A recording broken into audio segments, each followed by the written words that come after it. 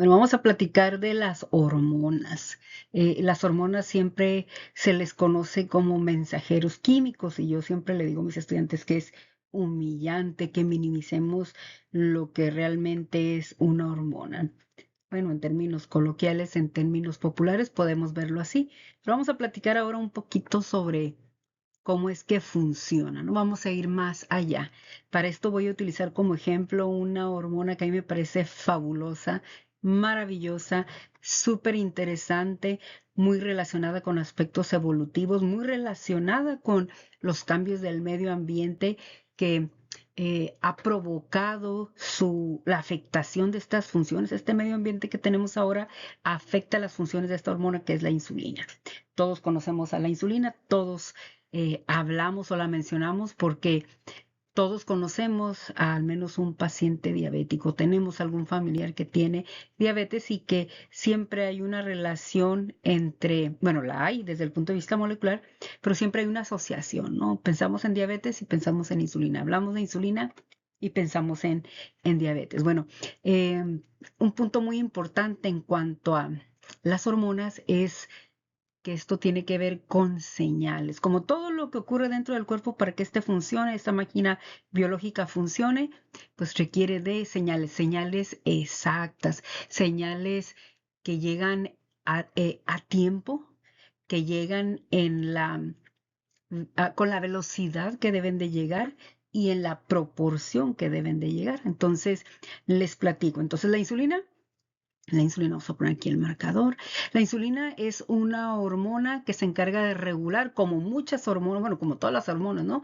Regulan funciones biológicas. La insulina, su estructura es la de un polipéptido, es decir, es una cadena de aminoácidos. Esto significa que es una proteína y que cuando hablamos de proteínas, vayamos pensando siempre en que detrás de esa proteína, de su síntesis, hay un gen que la codifica. Y no solo eso, detrás de este gen que la codifica, hay otras proteínas codificadas en genes que contribuyen a la regulación de su síntesis, ¿sí? Siempre pensando más allá, ¿no? Siempre pensando en estas conexiones. Les decía, entonces la insulina es una hormona polipeptídica, es una proteína, es una hormona que tiene sus receptores específicos en la mayor parte de las células, en las membranas, porque podemos encontrar hormonas que tienen sus receptores dentro de las células, se llaman receptores intracelulares, pero la característica de la insulina es que su receptor es o está sobre la membrana. Ahora, la insulina, como todas las hormonas, requieren de receptores.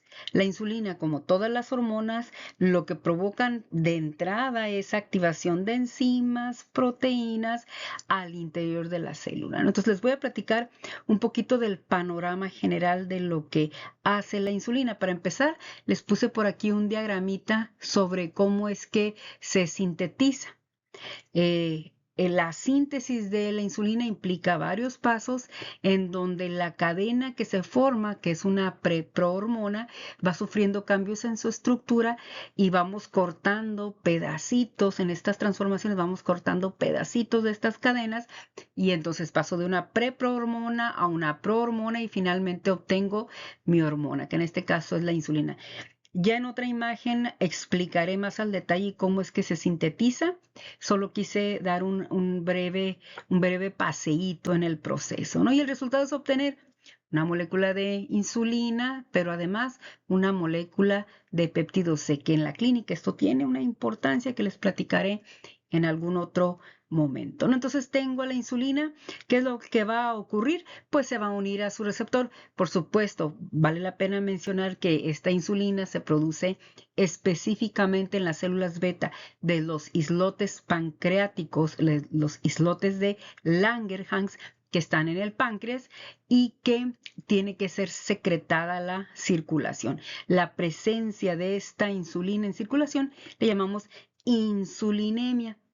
Después de alimentarnos, aumenta la insulina en la sangre. Nos estamos en una hiperinsulinemia, pero es lo normal, es lo fisiológico. Ahora, esta insulina que viaja por la sangre va a ser distribuida, va a llegar a aquellas células que tengan su receptor específico para insulina en su membrana. Y entonces tenemos un receptor, como lo podemos ver aquí en la imagen, ¿no? Que tiene una parte de su estructura que apunta al medio extracelular, que es donde se van a unir las moléculas de insulina. Por cierto, cada receptor de insulina acepta 2 moléculas, como vemos aquí, que son las 2 subunidades alfa, y tenemos 2 subunidades beta, que son subunidades transmembrana, es decir, atraviesan la membrana celular. Y en estas proteínas, en estas subunidades, en la parte que apunta hacia el interior de la célula, vamos a encontrar una serie de cositas ahí muy interesantes. Les platico un poquito. Tiene una muy importante cantidad de moléculas de tirosina en esta parte de la cadena polipeptídica, porque además es una proteína. Esto significa que hay genes que la codifican, pero además hay genes que regulan la expresión del gen para el receptor de insulina. En esta parte vamos a encontrar de manera muy importante moléculas de tirosina en el aminoácido, no sé, 936, mil y tantos, no me aprendí en cuáles, no importa, a menos que estuviéramos secuenciando a la cadena o a la subunidad beta del receptor para insulina. Y aquí vamos a encontrar al interior una gran cantidad de moléculas que se van a ir activando, que se van a ir reclutando gracias a, o por supuesto, una serie de señales, pero esta serie de señales se van a activar gracias a que esta parte del receptor para la insulina sufre algo que se llama transautofosforilación. Vamos a fosforilar residuos de tirosina, y para fosforilarlos, por supuesto, necesitamos de moléculas de ATP, y por aquí hay una parte en donde podemos encontrar moléculas de ATP, y entonces ese ATP se va a desfosforilar para fosforilar residuos de tirosina, ¿sí? Y entonces vamos a tener, producto de estas activaciones y de una serie de cascadas enzimáticas, una serie de reclutamiento de proteínas, vamos a tener respuestas. Las respuestas que vamos a tener aquí, que por aquí seguramente alcanzan a ver algunos nombres en específico, son respuestas que podemos clasificar como tenemos aquí. Son efectos metabólicos o podemos hablar de efectos mitogénicos. El caminito que se describa aquí o que se siga, el caminito es una vía de señalización. La insulina despierta 2 vías de señalización. Una de ellas se abrevia como PAI3K, que significa fosfatidilinositol 3 quinasa, y la otra se abrevia como MAPK, la MAPK o MAP quinasa, que es la vía de las quinasas activadas por mitógenos. Ya les platicaré. Primero vamos viendo ese esquema general, ¿no? Y entonces, ¿qué podemos tener por acá? Bueno, una vez que se activan estas vías de señalización, podemos hablar de algo que es más biológico, ¿no?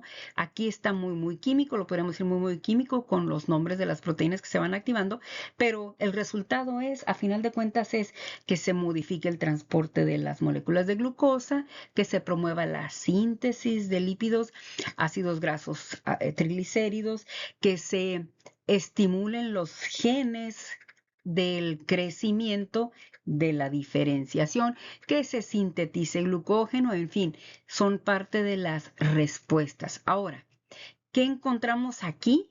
Pues es prácticamente esto que está aquí. Es más, aquí todavía está la Mickey Mouse, no está todo, pero nada más de verlo nos muestra toda la complejidad que se genera o toda la complejidad de las moléculas que están al interior de esta célula y que solo están esperando la señal que se genera a partir de la unión de la insulina, como lo vemos aquí, con el receptor, como estaría acá, ¿no? Insulina con su receptor.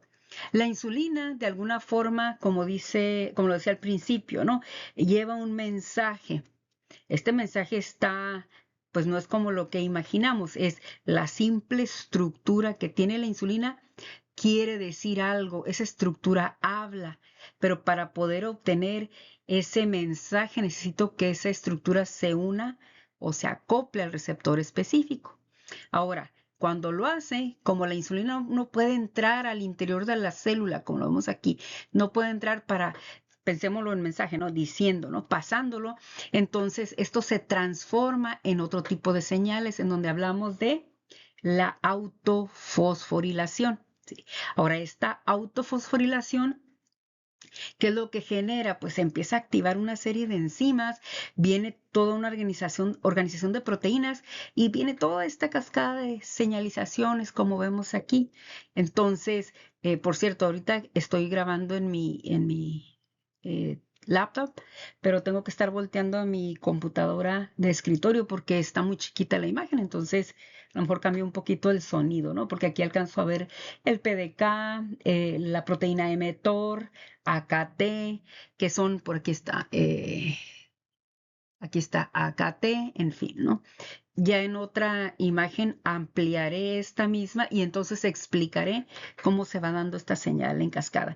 Y no, obviamente esto no es para que lo aprendamos de memoria, ¿no? Pero nos sirve para entender el grado de complejidad de la acción hormonal, ¿no? Y para entender cómo es que obtenemos funciones biológicas a partir de la señalización por hormonas y para entender cómo se afectan los pacientes cuando tenemos algún daño en una hormona o en un receptor para una hormona, etcétera, ¿no?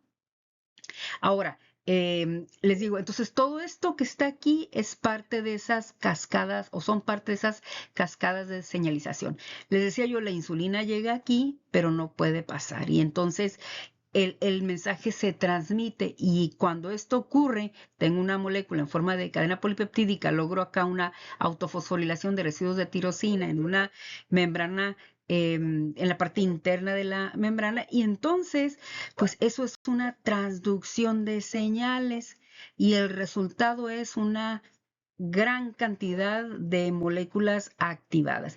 Todas estas son proteínas. Algunas de ellas son proteínas con actividad enzimática. Esto significa que todas estas tienen su gen que lo codifica de manera específica. ¿Sí? Entonces aquí tenemos los tipos de señales que podemos obtener a partir de la insulina, señales metabólicas, señales mitogénicas, el caminito para que esto se dé y que me dé como resultado lo que mencionaba, ¿no? Síntesis de glucógeno, cognición, memoria en el cerebro, diferenciación celular, etcétera, pues tengo los caminitos que son las vías de señalización. Y repito, las vías de señalización son la PAI-1,3K, que es la fosfatidilinositol 3 quinasa, y la MAP quinasa, que es la vía de las quinasas activadas por mitógenos. Ahora, ¿cómo podríamos así como que resumir en grandes pasos lo que acabo de mencionar? Pues hay una señal que le indica a las células beta que hay que producir insulina. Siempre se está produciendo insulina. Hay otra señal para que la insulina se exocite, esto es, pase a la circulación. Esta insulina pues se va a distribuir, que es la función de la sangre, ¿no? Se va a distribuir a las células, aquellas que tienen receptores. Y entonces la insulina se va a unir a receptores. Por cierto, me regreso aquí. La insulina tiene dos tipos de receptores, el IRA y el IRB. Y el IRA es muy importante en la vida fetal y participa principalmente en señales metabólicas. Esto es para la glucogénesis y esto tiene que ver seguramente con señales de supervivencia. ¿Sí? Mientras que el IRB es muy importante en el hígado, en el músculo y el tejido adiposo. ¿Sí? Entonces volvemos aquí a la unión de receptores. Entonces esta unión de receptores genera una activación enzimática y entonces hay toda una orquestación, toda una organización de un mundo de proteínas que les digo que ni siquiera están aquí todas. Y entonces hablamos de ese conglomerado proteico finamente organizado. Y entonces empiezan los caminitos, ¿no? Las señales, las cascadas, se activan más enzimas. Y aquí sí les voy a dar como ejemplo algo que nos lleve a ver la respuesta biológica. Y esto es que uno de los mecanismos o uno de los resultados que se obtienen de todo esto es que, y lo vemos por aquí, es que esta vesícula que contienen algunas células como el hígado, como el músculo, como el tejido adiposo, no, el hígado no, como el músculo esquelético, como el tejido adiposo, como el músculo cardíaco, y ahora por ahí hay datos de que también está en el cerebro, que es el GLUT4, ¿no? Y entonces, en este caso, el GLUT4 está guardado en esta vesícula, y ahí va a estar. Solo un 5% de los GLUT4 los encontramos en la membrana, ¿sí? Pero el resto, o sea, el 95% de los GLUTs de esta célula van a depender y lo digo entrecomillado porque pueden haber otros mecanismos, de la presencia de insulina. Bueno, entonces, toda esta serie de señales provocan la translocación de la vesícula que contienen al GLUT4, como esta que está aquí. Y cuando este GLUT4 se trasloca, tenemos un aumento en la membrana de las moléculas de las proteínas transportadoras de glucosa. Entonces la glucosa, imagínense que anda aquí afuera, que aquí es la sangre, en fin, desconozco la parte anatómica, como siempre les digo, ¿no? Yo nunca estudié anatomía, pero imaginémoslo así. Y entonces esto va a permitir una mayor entrada de glucosa a estas células, ¿sí? Y entonces se dice que aumenta hasta en un 10% esta permeabilidad de la glucosa, este mayor ingreso de la glucosa hacia estas células. Y por supuesto, lo primero que va a ocurrir, miren, aquí tenemos también la translocación de estos GLUTs. Lo primero que va a ocurrir es que esa glucosa que entró se fosforile. Esto impide el escape de la glucosa que ya entró a la célula, que se vaya al medio extracelular o se regrese a la sangre. Entonces, es un mecanismo de la misma naturaleza, de los procesos evolutivos que hacen que se asegure la entrada de glucosa y su fosforilación. Y bueno, una vez que se fosforila, pues vemos para dónde nos vamos, ¿no? Porque para dónde nos podemos ir. Pues podemos incorporar la vía glucolítica y convertirnos en piruvato. O por un lado podemos incorporarnos a la vía glucogénica, esto es formar glucógeno. O por otro lado nos podemos ir a la vía de las pentosas monofosfato, es decir, formar ribosa. O a lo mejor por otro lado nos vamos a la vía del ácido urónico y formar glutatión, espera, glucuronato, formar glucuronato, ¿sí? Y entonces, pues ahí ya podríamos analizar caso por caso, ¿no? Entonces, bueno, este sería así como que un esquemita muy general. Vamos entrándole a lo molecular de la acción hormonal, pero sobre todo vamos viendo la parte biológica. La parte biológica aquí podríamos decir, bueno, si entra una mayor cantidad de glucosa a la célula, la cantidad de glucosa en la sangre se disminuye. Y eso es, si estamos en una hiperglicemia, un aumento de glucosa en la sangre, secreción de insulina, exocitosis de insulina, células blanco, translocación del GLUT4, ingreso de glucosa a las células, esto me lleva a una normoglicemia, una disminución de la glucosa en la sangre. Pero lo que ocurre es que sobre todo aseguro la entrada de esas moléculas de glucosa a las células. Y con ello, pues la llegada de metabolitos para las rutas metabólicas que nosotros necesitamos, ¿no? Y bueno, cuando esto falla, pues tenemos problemas importantes que ya veremos en alguna otra imagen.